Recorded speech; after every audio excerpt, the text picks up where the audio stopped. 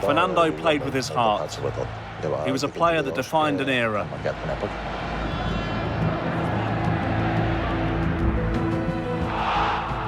Beckenbauer, Baresi, Fernando was just as good as them. He was the complete player. Up here, he has the perfect football brain, and that made him a wonderful player. Incredible. He's a true Madridista with a deep understanding of football.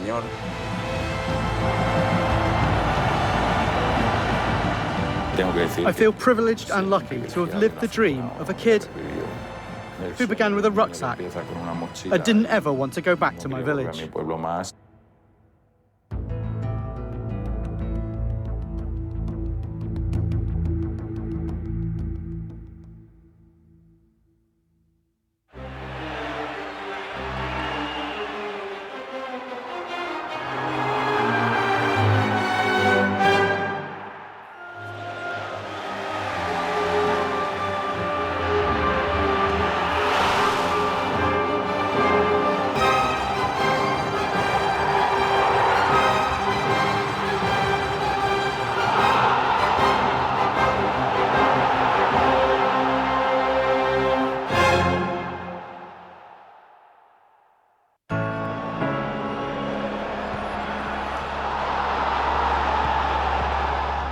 Very few defenders have scored as many goals as Fernando.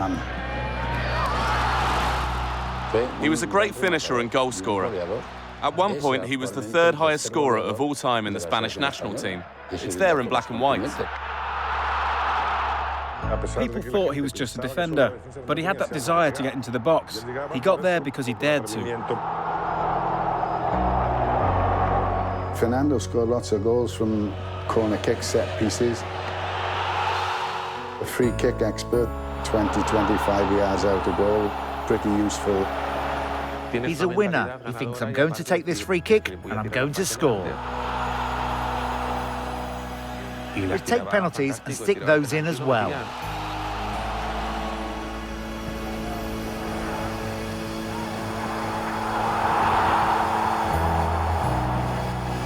I had a natural eye for goal, and I needed to take advantage of it.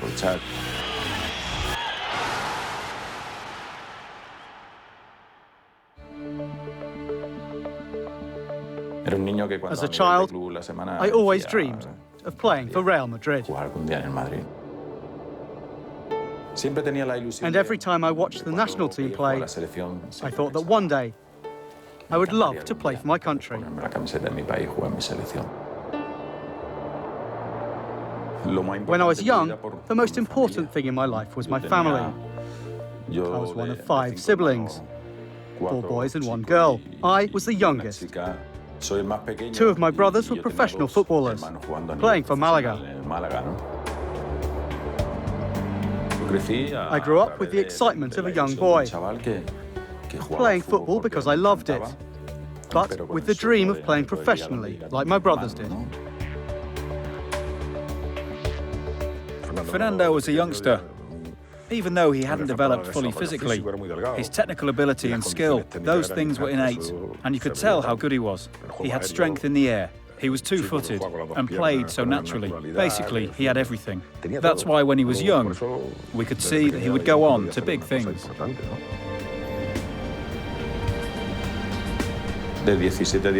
When I was 17 or 18, I went to Malaga. Someone had told me to turn up for a trial with the club. I remember I set off from my town at 5 in the afternoon, full of expectation. But when I got there and into the changing room, the coach at the time said to me, "What are you doing here?" "We're sorry, but we think it's better if you went and played somewhere else, in the 3rd division, in the surrounding areas of Malaga." So, by 9 p.m, I was back home. Of course, he felt a certain degree of frustration, but we said to him, "Fernando, you're a great player, don't worry. Carry on as you are. Sometimes in life things don't work out immediately, but your time will come." I knew I had to be strong. Just because I was the little brother of 2 players who'd played professionally at Malaga, that didn't count for anything. By then, my brother Manolo had moved on to Real Valladolid. And he got me in for a trial with Valladolid. So you go and train on your first day with the reserve team at Valladolid. I think there were 30-odd of us boys there. Vicente Cantatore, who was the coach, he saw me training. He asked my brother, "Manolo, is that your brother?" "Yes," said Manolo. "Are they blind or what, some of these coaches out there? Your brother is going to play for me this season, and he'll play in the Primera División." In 1987, Hierro's persistence paid off as he made his debut for Real Valladolid in the Spanish First Division. It was a dream. Like, how has this happened? From 19 and however many months to a couple of months later, I was playing professional football. When we were playing together, I played at centre-back and he would play alongside me, or in midfield. So you can imagine the view I had. Fernando, when he saw a forward coming towards him, he'd already anticipated what he was going to do. He could read the game in advance. He had great intelligence.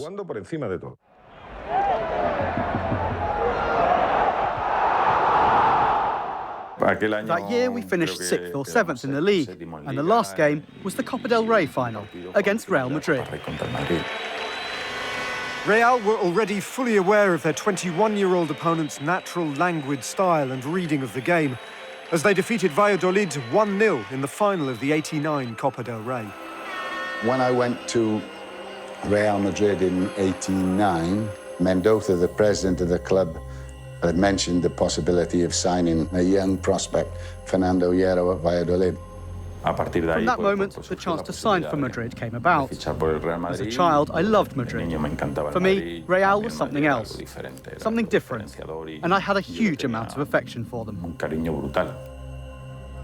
I was surprised that when I arrived at the club, for the presentation of the team, it was in front of 80,000 people. We went to Galicia for pre-season, and when we arrived by train at 3 or 4 in the morning, there were 4,000 people there waiting for us. I thought, what's going on? Where am I? Hierro was now at one of the biggest clubs in the world. He was also joining a team in top form, a team who'd won La Liga 4 years in a row. And with Hierro adding 6 goals from centre-back in his debut season, Madrid secured a record-equalling 5th successive league title.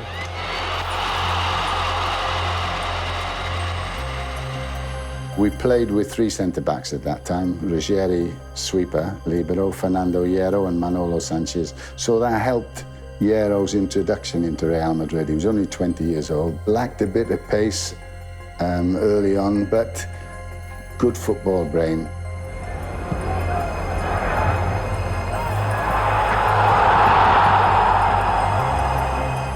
The move to Madrid is a tough one, especially for a young boy who has just come from Valladolid, joining such an impressive group of players. But with Fernando being so down to earth and his willingness to learn and improve, he soon won everybody over.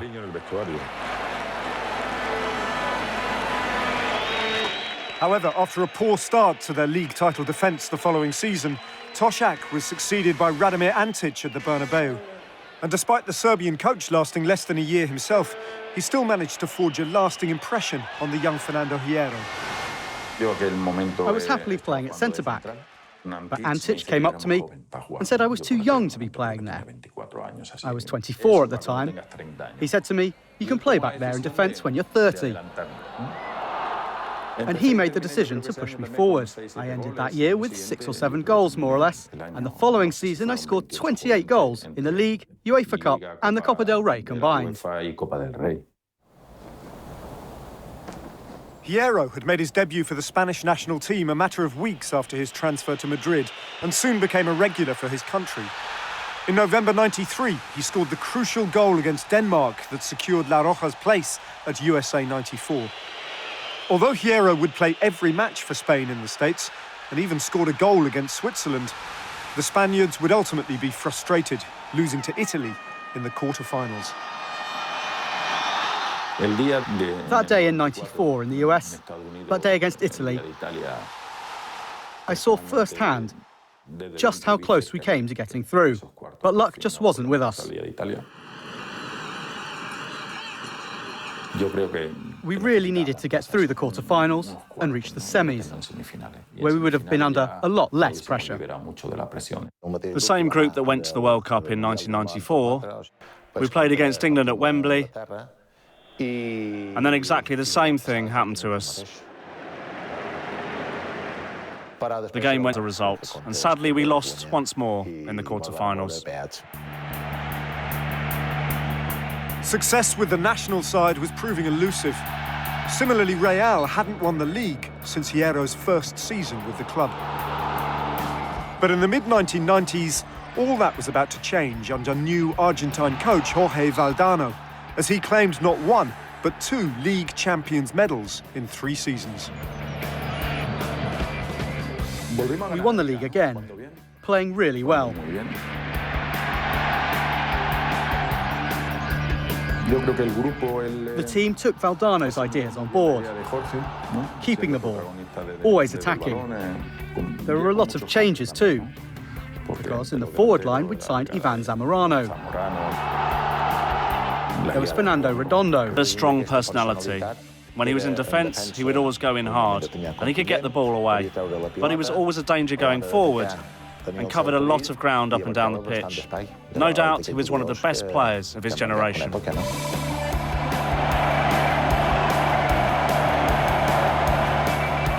We would win the league, but unfortunately, we missed out on the European Cup. We were battling to win it every year, but it wouldn't happen, and you'd always get the same question. OK, the league's great, but what about the European Cup? The European Cup! We want the European Cup! In 1998, Madrid reached European football's showcase event for the first time in 17 years under German coach Jupp Heynckes. For Hierro, it was his first European final as Real squared up to Juventus in Amsterdam. We got to the final in Amsterdam, and nobody gave us a chance. That Juve team, they had Zidane, Davids, Inzaghi, Del Piero, Deschamps. Everyone thought that they were the favourites. When the match finished and we'd won, we didn't even have any champagne to celebrate. So Juve gave us their champagne to celebrate. Then, when we got back to Madrid, it was pure joy. It was amazing. I'd never seen so many people in the street and so much happiness amongst Madrid fans. To win our 7th European Cup, our first in 32 years, I think that was a real turning point in the history of the club. Despite that Champions League win, domestically there were grey skies over the Bernabeu. Gus Hiddink and former coach John Toshak both came and went before the club appointed former youth team coach Vicente Del Bosque, who promptly presented Hierro with the captain's armband. I joined the club in the 1999-2000 season, which was a really bad year. But slowly we got back to being ourselves, the Real Madrid of old with that consistency.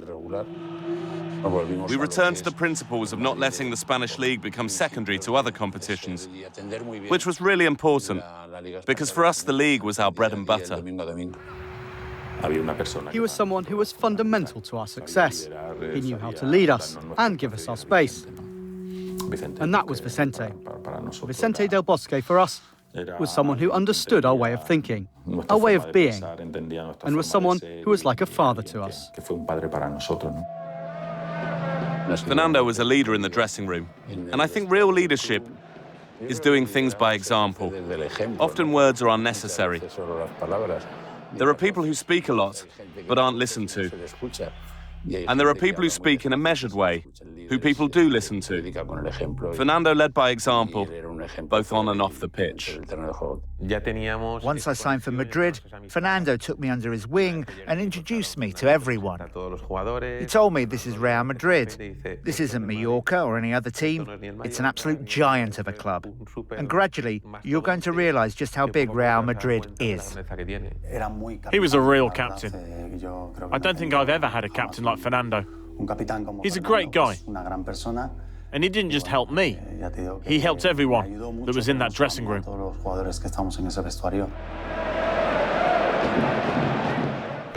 But he demanded a lot out of you. He'd give a lot, but he'd also expect you to give a lot in return. And a guy like Fernando Hierro, he'll pester you. If he sees that you're not doing your job, he'll say, "Come on, you have to react, otherwise you'll be left behind." In his first season in charge, Del Bosque led Real to an... That was difficult for him, but he was still the leader of our team, and he was constantly encouraging us from the sidelines.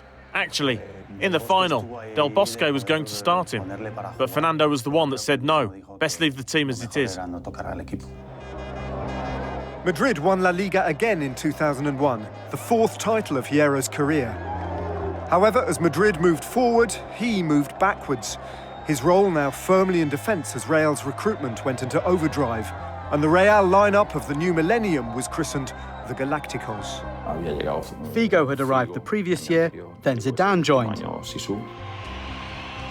The team had changed a lot in terms of personnel. But I think that the arrival of those two players... The majority of players that Real Madrid sign are attacking players, so the centre-backs have it tough, because even the full-backs push forward a great deal. The thing is, I wasn't a defensive-minded player. It wasn't me. But I had to accept that responsibility. And I enjoyed it. Well, I tried to enjoy it, playing in defence, but I knew inside, on a personal level, I would have preferred to play in a different position.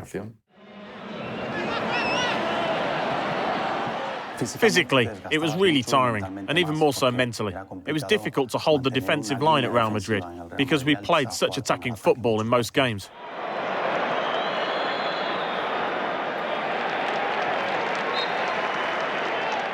So there was a good understanding between us. With Fernando, you learn very quickly, because from the first minute and the first training session, he's a leader. It didn't matter who you were. Fernando treated everyone the same, from the youngsters in the youth team to the new arrivals, from fantastic players to world stars. But he had the temperament and the human touch to lead them. With Hierro as their skipper, the Galacticos were chasing a third Champions League triumph in 4 years. Conquerors of both Bayern Munich and arch-rivals Barcelona en route to the final, they met another German side at Hampden Park, Bayer Leverkusen. That day in Glasgow, we took an early... They got a goal back quickly. And then came that amazing goal from Zizou. In a Champions League, with a goal of that brilliance. That was the goal that gave us the victory. And for those of us who were lucky enough to see it right there, it was a thing of beauty. He had the honour of lifting the trophy as captain. That summer of 2002, Hierro's focus once more shifted to the national cause. At France 98, Spain had failed to emerge from the group stage, but in the Far East, with Hierro leading the side, La Roja won every game to tee up a quarter-final with co-host South Korea in Gwangju. We would arrive at a World Cup or European Championship, and everyone would say that Spain was one of the favourites, and that maybe this was our time. But then, we'd reach the quarter-finals and freeze. I always said, the day Spain gets beyond the quarter-finals, then they really will be dangerous. Because we always played brilliantly, and then a missed penalty or something would send us home. In Korea, we lost on penalties. It was tough to take. Unfortunately, we just weren't able to get over the line. That defeat was the last of Hierro's 89 appearances for his homeland. On his return to Spain, and with further recruits into the Galacticos, Hierro would seal his fifth and final La Liga title. But in the summer of 2003, aged 35, change was in the air. Nearly all goodbyes are painful for everyone involved, and more so when it's a player who had been there 14 years and who had won everything with the club. He won 3 European Cups. It's hard to win one, let alone 3. He played nearly 600 games for Real Madrid, and he won 5 league titles, the Copa del Rey and the Intercontinental Cup. He's acknowledged as a true Real Madrid legend. I took the decision that if I wasn't going to carry on playing at Madrid, Then I didn't want to play in Spain anymore. I went to Qatar, a country that was promoting football. And then, I don't know why, I always dreamed of playing in the Premier League. So when they said, Fernando, there's a chance to go for a trial period for a week. What do you think about going to Bolton? So I said, why not?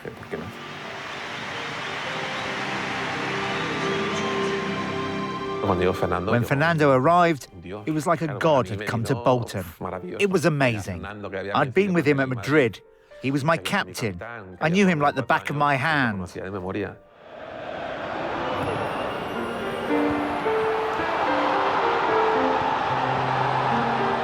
He found it hard at first, but once he got into the swing of things, he was great. He's got an incredible footballing brain, and he played to a really high standard, an incredible level in England.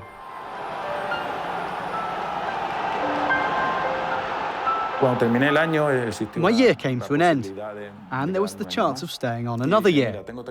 But I said, look, I'm 37 years old. The Premier League is the most amazing thing that I could have experienced, but I'm happy with that. And I took the decision to stop playing, knowing that I had the possibility of playing another year at Bolton. But looking back now, with hindsight, I think I made the right decision.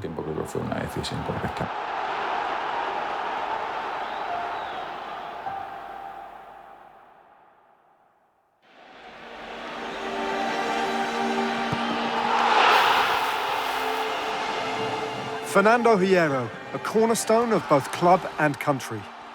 One of the finest players Spain has ever produced. With 29 international goals, he also scored more than 100 times at club level. An icon at Real Madrid, themselves a colossus of world football, Hierro... Real football man and somebody who can be really, really proud of his career in the Spanish football.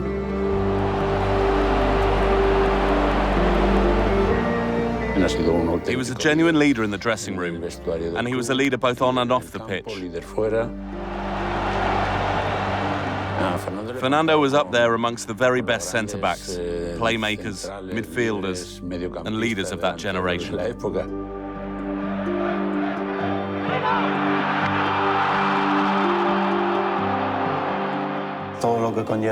Fernando Hierro has football running through his veins. He was the perfect example for young kids who wish to be footballers. And for those of us that played with him, it was a privilege to do so.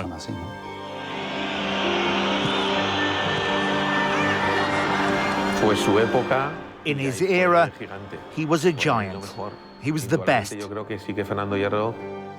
think Fernando Hierro would be in the best Madrid 11 ever, definitely. And he would be in the best ever Spain 11 as well. There's no doubt about that. To all those people I've met throughout my life who have helped me along the way, both as a person and as a footballer, I'm very grateful.